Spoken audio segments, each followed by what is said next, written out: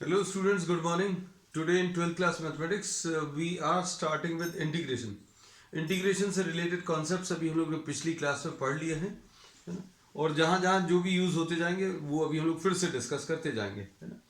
Integration में it is defined as the inverse process of differentiation. ऐसा अभी हम लोग ने स्टार्ट किया था और कुछ सेट ऑफ फॉर्मूलेज अभी हम लोगों ने बताए थे, है ना। और इसमें से जो बेसिकली मेन यूज होंगे अभी D by D x of sine x जो है ये कॉस एक्स होता है, इसलिए integration of cos x will be sine x, है ना। और इसमें फिर अभी हम लोगों ने ये भी बता दिया था कि ए एक्स प्लस बी अगर लगा हुआ है, if you are having a linear term, तो इसका भी एक लीनियर टर्म के साथ ही इंटीग्रेशन आएगा। Cos a x plus B का sine a x plus b आएगा और एक्स के साथ जो नंबर है उससे डिवाइड हो जाएगा। We had discussed the reasons also in the previous class. फिर इसके बाद sin ax plus b का इंटीग्रेशन ये minus cos a x plus b upon a and plus c. फिर उसके बाद sec square a x plus b, इसका जो इंटीग्रेशन है this will be tan of a x plus b upon a plus c. All these we have discussed along with the concepts in the previous class. फिर उसका sec ax plus b tan ax plus b dx will be sec ax plus b. We are just writing down the integrals of the trigonometric formulas, है ना, along with a linear factor. फिर उसके बाद cosec square ax plus b dx will be equal to minus cot of ax plus b upon a plus c, और cosec ax plus b cot ax plus b dx इसका minus cosec ax plus b upon a and plus c, ऐसा कुछ आएगा। So we have discuss all these. कुछ ये और discuss कर ले, इसका log of a x plus b आ जाएगा प्लस सी और e to the power of a x plus b. We have discussed all these in details. बच्चों बार बार ये बता रहे हैं क्योंकि किसी को ये लगे कि अरे ये बहुत फास्ट बता दिया सब कुछ। पिछले पूरी क्लास में अभी हम लोग यही सब कुछ डिस्कस किया, है ना। तो अब इसके बेसिस पर अभी हम लोग आज के प्रॉब्लम स्टार्ट कर रहे हैं। प्रॉब्लम नंबर 1 देखो आज का। इसमें बच्चों प्रैक्टिस आपको बहुत करनी पड़ेगी क्योंकि अगर आप प्रैक्टिस करेंगे तभी ये इंटीग्रेशन बनने वाला, नहीं तो नहीं बनेगा। क्योंकि इसी से रिलेटेड फिर आगे डेफिनेट इंटीग्रल्स है और इन्हीं सब से डिफरेंशिएशन इंटीग्रेशन दोनों से रिलेटेड फिर आपको डिफरेंशियल इक्वेशंस है। तो इसमें first question, this is exercise 7.1। इसमें क्वेश्चन नंबर 1 देखो।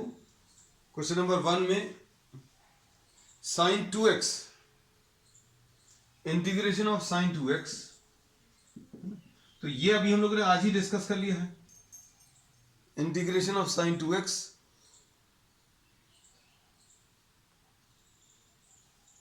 Integration of sine 2x dx will be equal to sine x का integration is minus cos x, तो ये माइनस कॉस जो है माइनस कॉस 2x आ जाएगा। हमने बोला जो भी टर्म यहां पर लिखा हुआ है उसका ही कॉस आएगा और x के साथ जो नंबर है, x के साथ जो नंबर है उससे आपको डिवाइड भी करना है and plus C. So simple, this is the answer.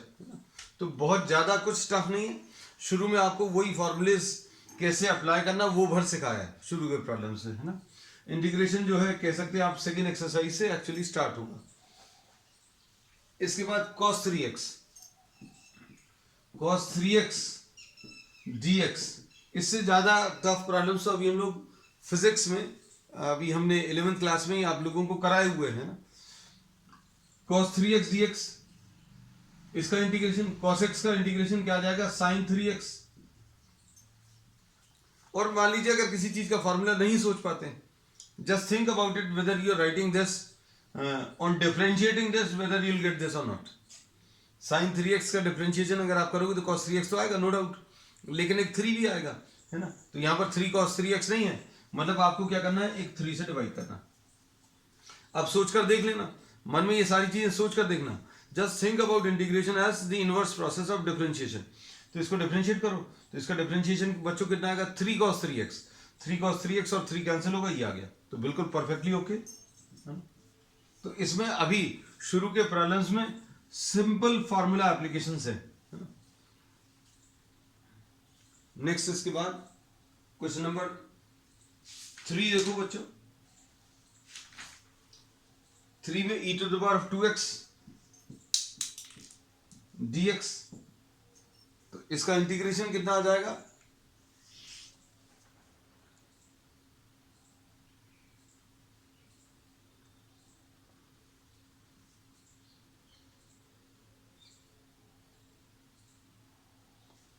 अब e to the power of 2x का integration e to the power of 2x ही आता है divided by 2 n plus C. Integration constant जरूर आपको लिखना है साथ में। So this was question number 3। Question number 4 देखो बच्चों। क्वेश्चन नंबर 4 में ax प्लस बी का होल स्क्वायर dx ऐसा कुछ है, तो ये क्या आ जाएगा, इसमें x to the power of n वाला लगेगा बच्चों। x to the power of n का कितना आता है, x to the power of n plus 1 upon n plus 1 ऐसे कुछ आता है, और प्लस सी। अब इसमें अगर इसकी जगह लीनियर फैक्टर है ax plus B to the power of n, तो ये ax प्लस बी बिल्कुल वैसा ही लिखा जाएगा, लेकिन a के साथ और डिवाइड कर देना, x के साथ जो टर्म है ना। तो अब इसमें कैसा लिखेंगे बच्चों, इसको ax प्लस बी तो लिखेंगे, और इसमें ऊपर पावर में 2 है, तो क्या करते हैं, पावर का प्लस 1 कर दिया, जो भी लिखा उसमें प्लस 1 कर दिया,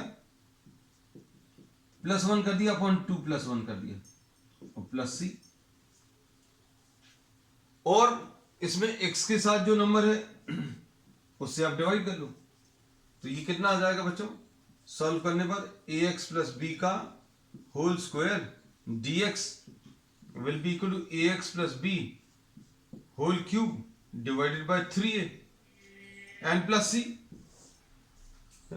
तो इसमें ये चीज याद रखना, फार्मूला बिल्कुल वही है, लीनियर टर्म्स में बस आपको जो x का कोफिशिएंट है, the coefficient of x that is to be put in the denominator, मतलब आपको उससे डिवाइड करना है।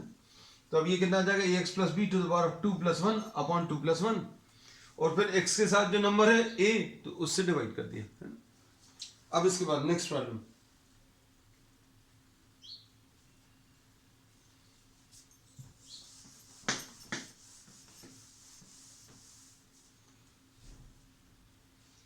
क्वेश्चन नंबर 5 देखो बच्चों।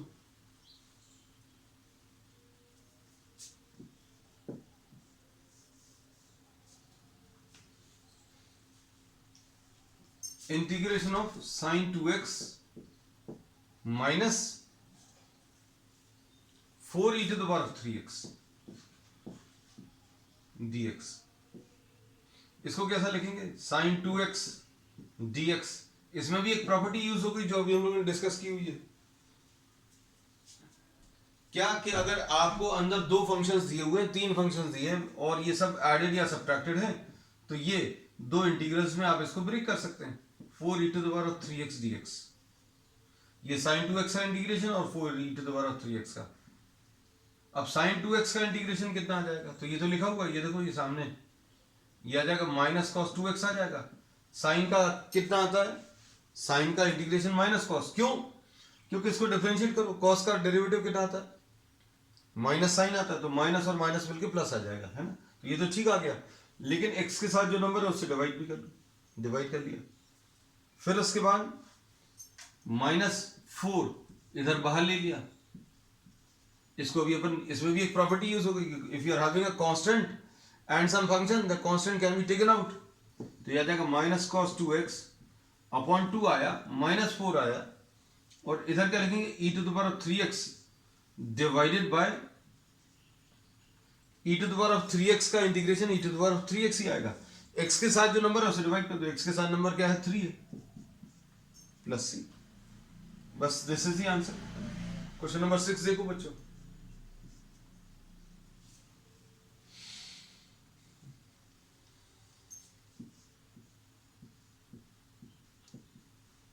Four e to the power of 3x plus 1 dx। अब इसको कैसा लिखेंगे? इसको 4 e to the power of 3x लिखा प्लस 1 dx लिखा।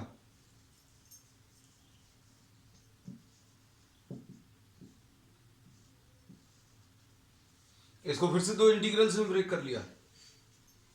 क्या करेंगे इसमें? 4 बाहर, integration of e to the power of 3x dx plus 1 dx कर लो। अब इसका integration e to the power of 3x का बिल्कुल ऐसे ही करेंगे, ये सामने लिखा हुआ है ना। तो कितना आएगा ये सॉल्व करने पर?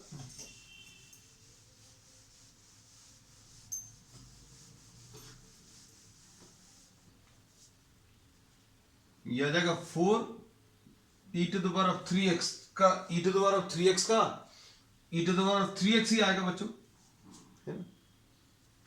एक्सपोनेंशियल फंक्शन ही एक ऐसा फंक्शन है जिसका डिफरेंशिएशन वही फंक्शन आता है, इंटीग्रेशन भी वही आता है। बस अब आपको ये चीज याद रखनी है कि इंटीग्रेशन करते समय x के साथ जो नंबर है, x के साथ यहां पर 3 लिखा है उससे डिवाइड करना।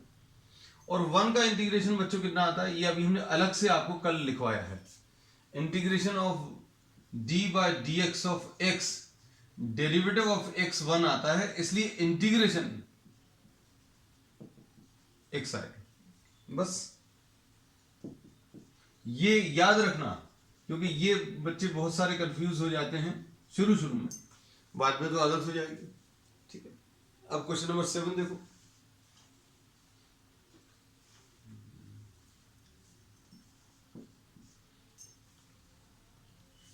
क्वेश्चन नंबर 7 में एक्स स्क्वायर इंटू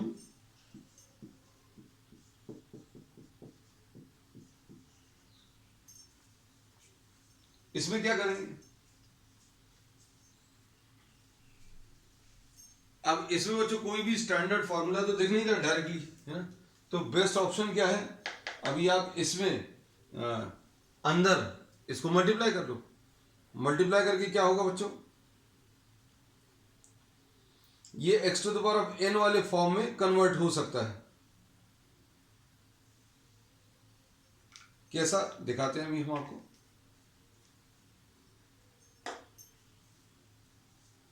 देखो, इसको x square minus x square into 1 upon x square ऐसा कुछ आ जाएगा। बस लो, हो गया खत्म।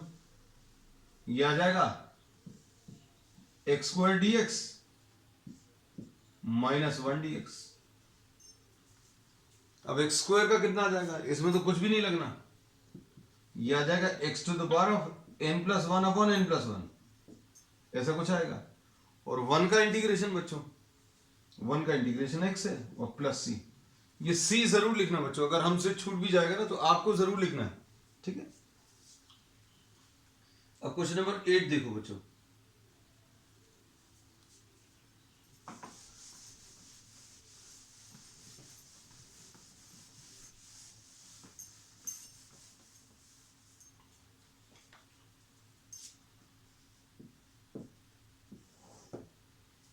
क्वेश्चन नंबर 8 में a x square plus b x plus c d x. अब यहां पर ये ब्रेक हो जाएगा बच्चों 3 इंटीग्रल्स में, a x square d x plus b x d x plus c d x. लो, अब क्या करेंगे? इसमें ए तो बाहर ले लो, इसमें बी बाहर ले लो,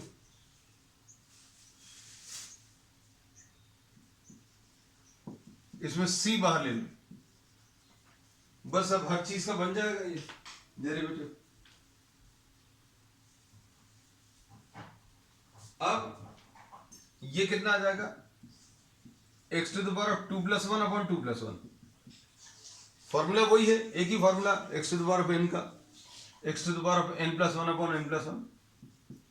इधर पावर कितना 1 है, x to the power 1+1 upon 1+1 है ना, और प्लस सी और 1 का इंटीग्रेशन ये लिखा हुआ है एक्स आ जाएगा, और फिर प्लस इंटीग्रेशन कांस्टेंट, ये सब जगह सी लिखते थे, यहां पर कुछ और लिख दो, सपोज के लिख दो, लेमडा लिख दो, डी लिख दो, तो ये आ जाएगा ax³ upon 3 plus bx² upon 2 plus cx plus k, बस फिनिश।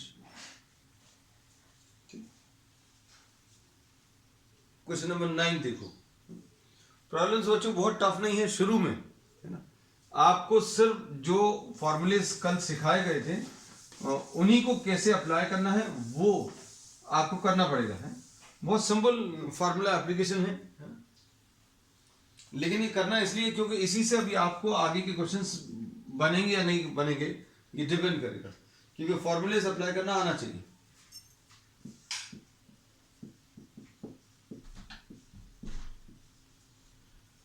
इसको देखो,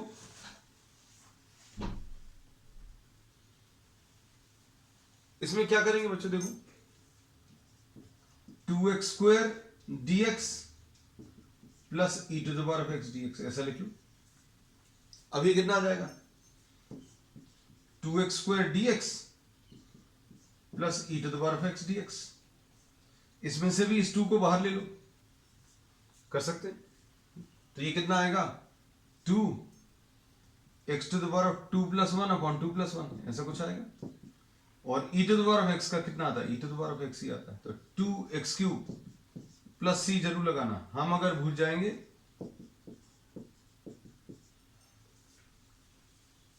ऐसा कुछ आ जाएगा। तो क्वेश्चंस बच्चों देखो, सारे ही क्वेश्चंस में कहीं पर भी कुछ भी अभी तक ऐसा नहीं आया जिसमें आपको कुछ एक्स्ट्रा करना पड़ा था। क्वेश्चन नंबर 9 देखो। अच्छा, क्वेश्चन नंबर 9 हो गया है, सॉरी, क्वेश्चन नंबर 10।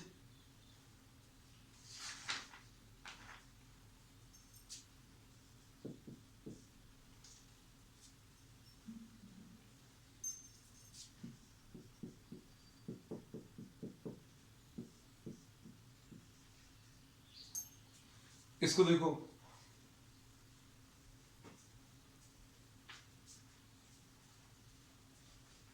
अब प्रॉब्लम्स जो अब इसमें देखो a-b² है, अब इसमें अंदर कोई लीनियर टर्म नहीं है, किसी किसी के दिमाग में ये आ सकता है भाई to the power of 2+1 upon 2+1 कर सकते हैं, है ना, तो ये टू द पावर ऑफ 2 तब यूज कर सकते हैं जब अंदर सिर्फ x वाले टर्म हो, है ना, x वाले मतलब लीनियर टर्म ऑफ x, मतलब x के ऊपर 1 पावर होना चाहिए, लेकिन यहां पर x के ऊपर 1 पावर नहीं है ना, तो कुछ कुछ बच्चों को कंफ्यूजन होता है, तो अभी हमने बता दिया ये क्यों नहीं यूज कर सकते, ये तभी यूज करेंगे जब अंदर x का 1 पावर हो।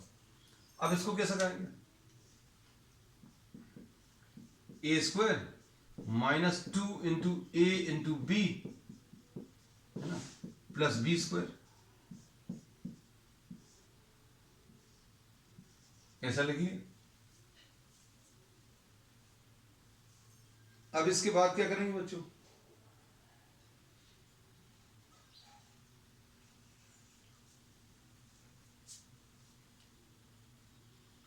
इसके बाद इसको भी हम लोग x लिखेंगे, माइनस ये तो कैंसिल हो जाएगा, 2 प्लस 1 अपॉन x आ गया, ऐसे कुछ आएगा, a² minus 2ab plus b² dx। अब इसको x dx minus 2 into 1 dx plus 1 upon x dx, 3 integral से ब्रेक कर लिया, बस अब इसके बाद तो कर सकते हैं, तो कितना आएगा ये आ जाएगा x to the power of 1+1 upon 1+1 minus 2, 1 का इंटीग्रेशन कितना आ जाएगा x, और इसका कितना आ जाएगा log x और प्लस c, बस यही आंसर है इसका, x²/2 plus log x minus 2x plus c। Log में लिखते समय अभी इस चीज की भी एक आदत डाल लेना, ये एब्सोल्यूट वैल्यू लिख लेना, क्योंकि ऑब्वियस है लॉग जो भी अभी जिस क्वांटिटी का भी लेते हैं वो पॉजिटिव रहना चाहिए, है ना, so we put what a modulus sign. चलो नेक्स्ट इसके बाद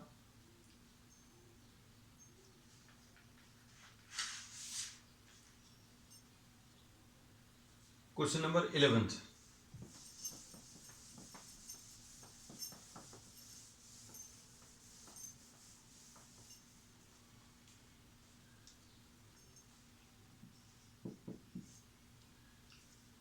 क्वेश्चन नंबर 11th में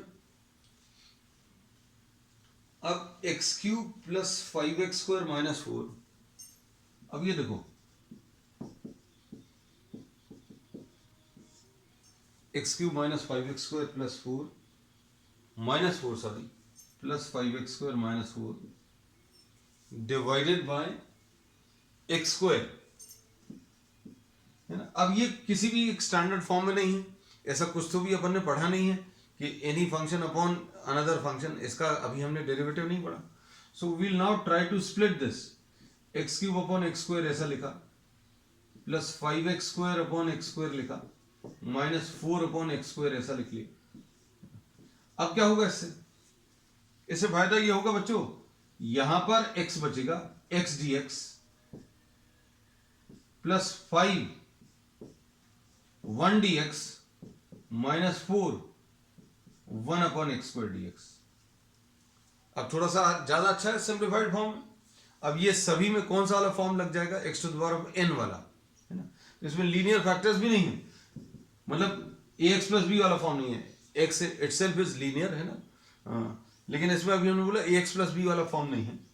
तो ये कितना आ जाएगा, x to the power of 1 plus 1 upon 1 plus 1, ऐसा कुछ आएगा, प्लस 5 1 का इंटीग्रेशन क्या आ जाएगा, x आएगा, ठीक, माइनस 4,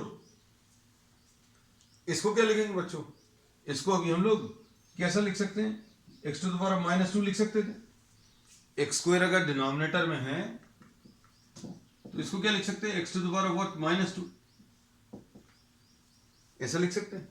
तो ये कितना आ जाएगा, x to the power of minus 2 plus 1, power में जितना भी लिखा हुआ उसमें प्लस 1 कर दो और जो भी पावर है उससे डिवाइड कर दो, इंटीग्रेशन हो गया। ऐसे ही करते हैं, 1 प्लस 1 अपॉन 1 प्लस 1, इधर minus 2 plus 1 upon minus 2 plus 1, x² upon 2 plus 5x minus 1 और माइनस 1 मिलकर प्लस 1 हो जाएगा, 4x to the power minus 1 plus. So this will be the answer. तो इसको ध्यान से देखना।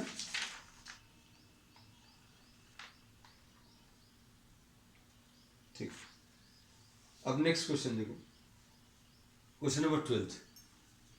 अब क्वेश्चंस थोड़े से मतलब अलग होते जा रहे हैं। अभी तक तो सीधे सीधे फॉर्मूला एप्लीकेशन था, अब थोड़ा सा मेहनत करनी पड़ रही है इसके बाद के प्रॉब्लम से।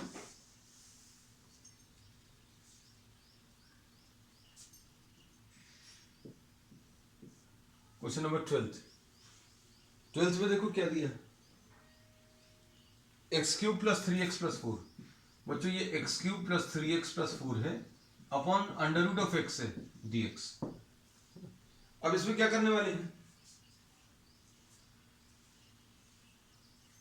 इसमें x³ divided by square root of x plus 3x upon square root of x plus 4 upon square root of x, ऐसा लिखेंगे। बिल्कुल वैसे ही कुछ कॉन्सेप्ट लिया है। अब इसमें क्या करोगे,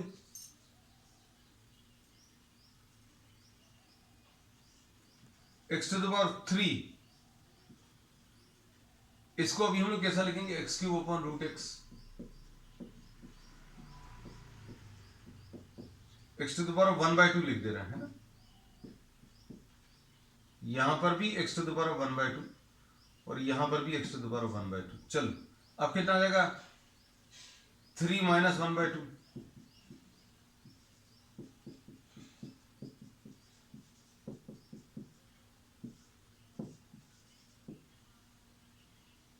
कितना आ जाएगा, x टू द पावर 5/2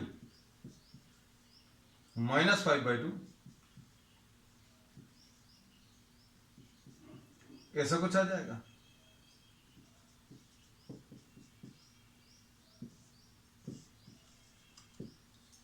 ठीक, अब कैसा लिखेंगे?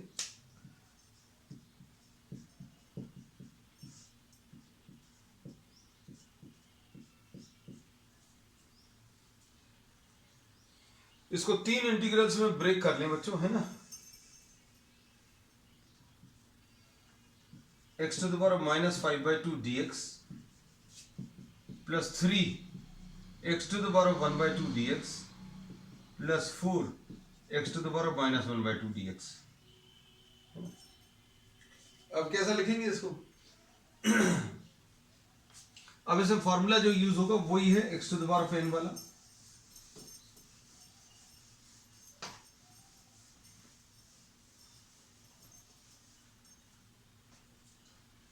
क्या आएगा ये? 5/2 प्लस 1 अपॉन माइनस 5/2 प्लस 1, है ना। फॉर्मूला बच्चों यही है, यही वाला मोस्ट ऑफ द प्रॉब्लम्स में यूज हुआ है। x to the power of n plus 1 upon n plus 1 है। तो ये आ गया, प्लस 3 लिखा हुआ है, x to the power of 1/2 plus 1 upon 1/2 plus 1। मतलब पावर में जो है n लिखा हुआ है तो n प्लस 1 लिखना है पावर में। अगर माइनस 5/2 लिखा तो माइनस 5/2 प्लस 1, यहां पर 1/2 लिखा तो 1/2 प्लस 1। यहां पर क्या है बच्चों? x to the power of minus 1/2 है प्लस 1, और जो भी पावर आएगा उसी पावर से आपको डिवाइड भी करना है और प्लस c करना है। बस अब इसको सॉल्व कर लो। Minus 3/2 upon minus 3/2 plus 3x to the power of 3/2 upon 3/2 ऐसा आएगा। 4x to the power of 1/2 upon 1/2 and plus c। अब इसमें क्या करेंगे बच्चों? इसमें we will be transferring the terms to the numerator, है ना। सॉरी, ये माइनस 5/2 नहीं था, ये प्लस 5/2 था। ये माइनस पता नहीं कैसे लग गया। ठीक, 5/2 5/2, तो ये 5/2 प्लस 1, ये कितना आ जाएगा? ये चेंज हो गया बच्चों, है ना, 7/2। इसमें भी एक बार चेक कर ही लें, जब इतना चेक किया है। ठीक, ये आ गया 2/7 x to the power of 7/2 plus 1/2 x to the power of 3/2 plus 8 x to the power of 1/2 and plus c। तो देख लेना बच्चों, यही आंसर आ रहा है कि नहीं। You can just go through the answers and check.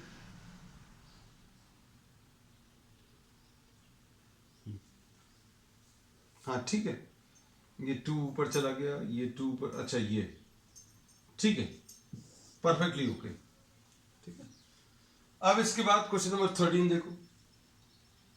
Questions जो है थोड़े से चेंज हुए हैं। टाइप कैसा चेंज हुआ? डायरेक्ट एप्लीकेशन से थोड़ा सा अलग आया, थोड़ा सा आपको सॉल्व करना पड़ेगा before applying the integration.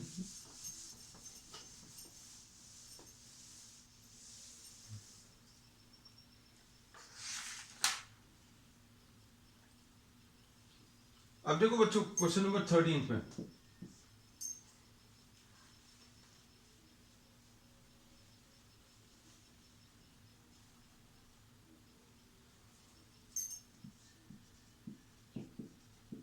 x³ minus x² plus x minus 1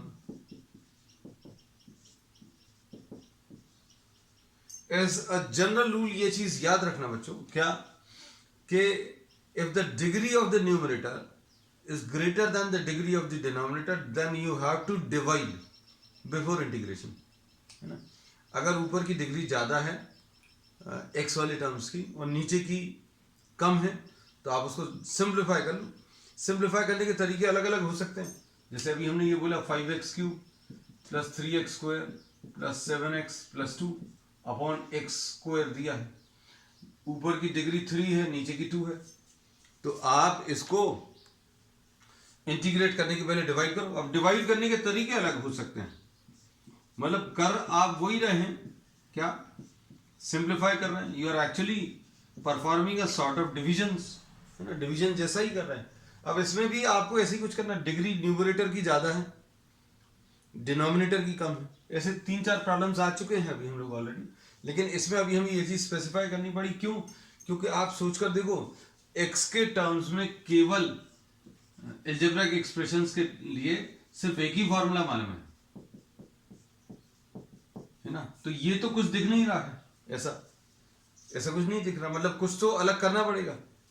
तो अब क्या करना पड़ेगा? ये देखो, हमें एक x-1 तो दिख गया, इधर x-1 है, इधर देखो कुछ कॉमन निकल रहा है क्या? x² इंटू x-1, हाँ कुछ तो काम बन रहा है। अभी x-1 आ गया। अब क्या करेंगे इसको बच्चों?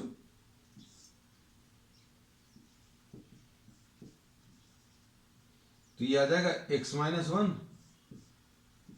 Into x² + 1 upon x-1। Question तो आसान था, बहुत ज्यादा इजी है। अब इंटीग्रेशन किसका बचा है? सिर्फ x² + 1 का बचा। मान लीजिए अगर ये डायरेक्टली ऐसा नहीं सॉल्व हो रहा होता तो क्या करते? अगर ये x³ + x² + x+1 होता तो अभी हम लोग इसको डिवाइड कर लेते पहले, है ना, डिवाइड करके यहां पर कुछ टर्म्स आते x², है ना। अब प्रॉब्लम्स आएंगे तो बताते चलेंगे, चलो इतना लिख दिया तो थोड़ा सा बता दें। ये x-1 ले लेना है, ये x³ - x² आ जाएगा, और यहां पर क्या आ जाएगा?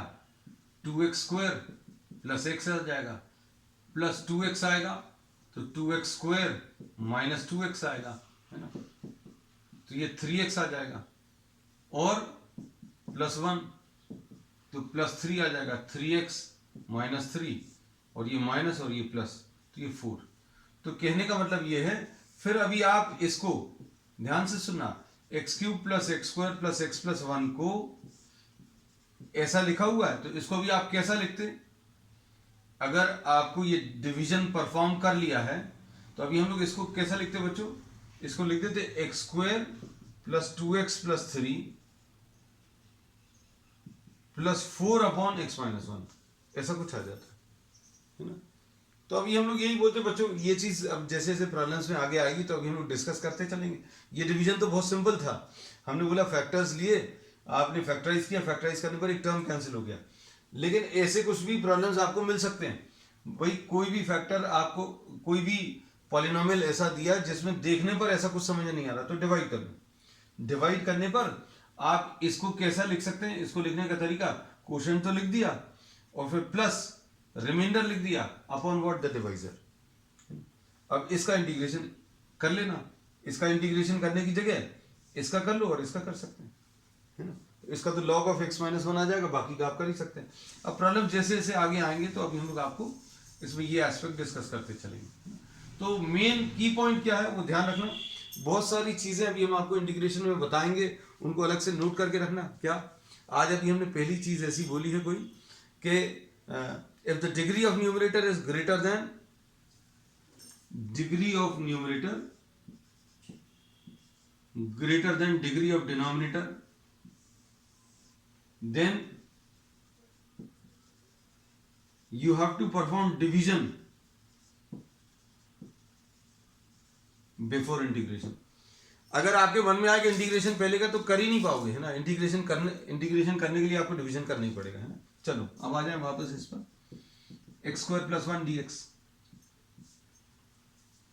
अब देखो इसको कैसा लिखेंगे? x² dx लिख लिया और 1 dx लिख लिया, तो कितना आ जाएगा बच्चों बताओ इसका आंसर? इसको सॉल्व करने पर x² + 2 + 1 आएगा अपॉन 2 + 1 आएगा, और 1 का इंटीग्रेशन कितना आ जाएगा? x आ जाएगा और प्लस c। तो बच्चों आंसर कितना आ गया? x³ / 3 + x + c। This is the answer, है ना। चलो अब नेक्स्ट इसके बाद 1 - x। अब देखो 14 और 15 जो है नियरली एक जैसे हैं, है ना। दोनों में कुछ नंबर मल्टीप्लाइड है। अब पहली बार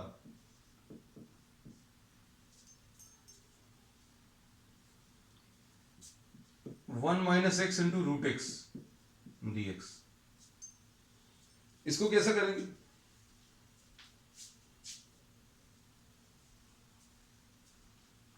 इसको करने के लिए root x d x minus x root x d x, दो इंटीग्रल में ब्रेक कर लिया, इसको एक्स टू द पावर 1/2 लिख लिया,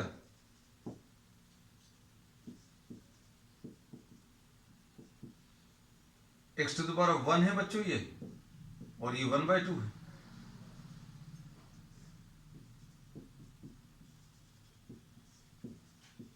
अब इसके बाद इंटीग्रेशन कर लो, कितना आ जाएगा? X to the power 1/2 plus 1 upon 1/2 plus 1 minus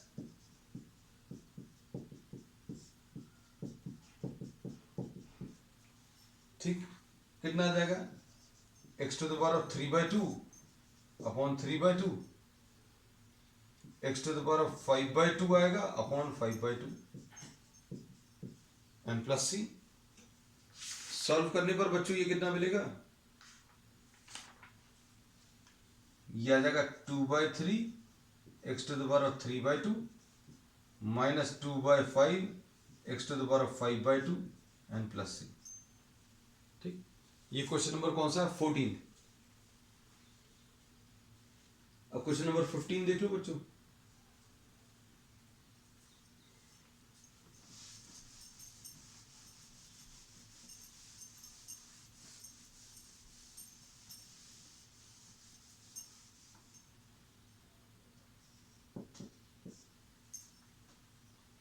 question number 15 में root x into 3x² plus 2x plus 3, इसको कैसे लिखेंगे? X to the power 1/2 into 3x² dx 2x into x to the power 1/2 dx plus 3x to the power 1/2 dx। तो ये आ जाएगा 3x to the power 5/2 dx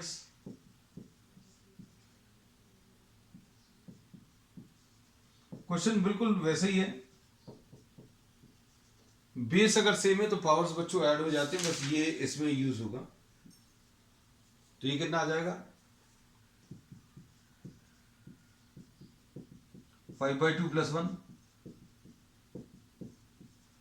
3/2 plus 1 upon 3/2 plus 1 3x to the power 1/2 plus 1 upon 1/2 plus 1 and plus C.